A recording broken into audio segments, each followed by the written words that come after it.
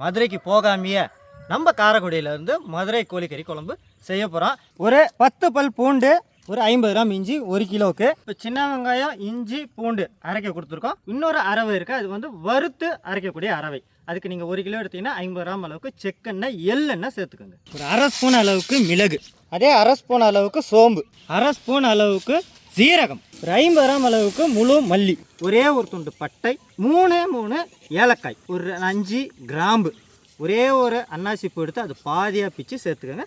கல்பாசி ஒரு சிட்டிகை அளவுக்கு, 1/4 மூடி அளவுக்கு தேங்காய். இப்போ குழம்பு செய்கிறதுக்கு ஒரு 75 கிராம் அளவுக்கு செக்கெண்ணெய், எள்ளெண்ணெய் சேர்த்துக்கோங்க. இப்போ இந்த அரவை நம்ம அதில் சேர்க்க போகிறோம். 1 கிலோ கறிக்கு 150 தக்காளி தான். கல் உப்பு. இந்த நேரத்தில் மழை போல் குமிச்சு வச்சுருக்க கோழிக்கறியை இறக்க போகிறோம். 1 ஸ்பூன் அளவுக்கு மிளகாய் பொடி, 3/4 ஸ்பூன் அளவுக்கு மஞ்சள் பொடி, 1 ஸ்பூன் அளவுக்கு கரம் மசாலா கறியை சேர்த்த உடனே சேர்த்துருங்க. இப்போ ஒன்றா கலந்துருங்க. இந்த நேரத்தில் வறுத்து அரைச்ச 2வது மசாலாவை இறக்குறோம். இந்த நேரத்தில் தான் கருவேப்பிலையை சேர்க்கணும். கண்டிப்பாக கொத்தமல்லி தழை இறக்குறோம். சுவையும் சரி, அந்த கலரும் சரி, சூப்பராக இருக்குங்க. மதுரையில் சாப்பிட்ட ஃபீலே தான் இருக்குது. கண்ணை மூடிட்டு சாப்பிட்டா மதுரையில் சாப்பிட்ற மாதிரி.